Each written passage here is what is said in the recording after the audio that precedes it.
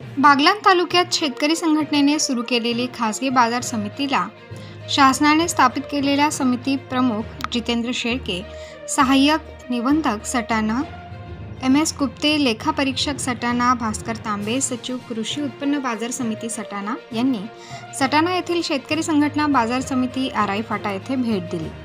यावेळी कांदा लिलाव सुरू असल्यामुळे त्यांना शेतकऱ्यांच्या आक्रोशाला सामोरे जावे लागले।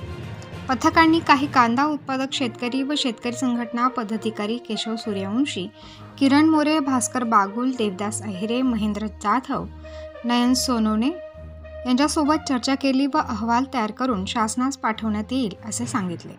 आता या अहवालानंतर शासन काय भूमिका घेते हे बघणे महत्त्वाचे ठरणार आहे। प्रबंधभूमी महाराष्ट्रासाठी निळकंठ भालेराव, सटाणा। कृषी उत्पन्न बाजार सचिव, लेखापाल व इतर अधिकारी तपासणी करण्यात आले। त्यांनी कांदा उत्पादक शेतकरी संघटनेचे नेते यांच्याशी चर्चा करून सर्व भावना जाणून तसा अहवाल तयार करून शासनाला पाठवण्याची जबाबदारी घेतली आहे। तर कृषी उत्पन्न बाजार समिती सहाय्यक निबंधक, जिल्हा उपनिबंधक यांनी निर्णय घेऊन तोडगा काढला तर सर्व शेतकरी बांधव कांदा विक्रीसाठी सटाणा कृषी उत्पन्न बाजार समितीमध्ये जाण्यास तयार आहे।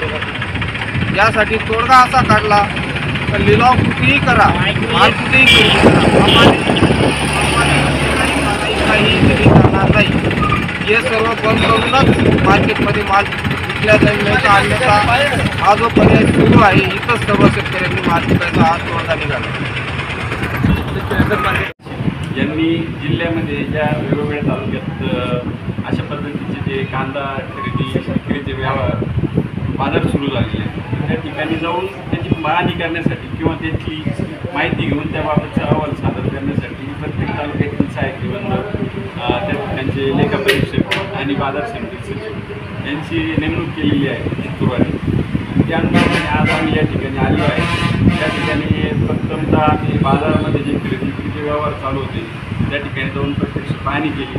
त्या ठिकाणी शेतकऱ्यांचा आक्रोश खूप मोठ्या प्रमाणावर होता आणि मग त्यामधील काही जे निवडक कांदा उत्पादक शेतकरी आणि शेतकरी संघटनेचे प्रतिनिधी यांनी या ठिकाणी चर्चा केली आणि साधारणतः मार्केट कमिटी, व्यवस्थापन, शासन यांच्याकडून त्यांच्या काय अपेक्षा आहे या जाणून घेतल्या आणि त्यामध्ये प्रातिनिधिक स्वरूपामध्ये त्यांनी आम्हाला मुद्दे उपस्थित केले, त्याची आम्ही या ठिकाणी नोंद करून घेतलेली आहे आणि आता हा अहवाल आम्ही माननीय लोकप्रतिनिधी यांच्याकडे सादर करणार। बरं, शासकीय मार्केट सुरू कधीपर्यंत होईल भाऊ? शेतकऱ्यांची अपेक्षा आहे नाही, या ठिकाणी बाजार समिती जी आहे आज हे सुरू होण्याच्या मनस्थितीत आहे, परंतु या ठिकाणी व्यापारी, हमाल, मापारी या घटकांच्या ज्या मागण्या आहेत आणि प्रचलित जो कायदा आहे किंवा त्यामध्ये ज्या तरतुदी त्याचं उल्लंघन करून किंवा ते लगेच रद्द करून संबंधित घटकांना दिलासा देण्याची जे कार्यकक्ष आहे तर ती तालुका लेवलचे व्यवस्थापन किंवा जिल्हा स्तरावर यांच्या हातातील नसल्यामुळे किंवा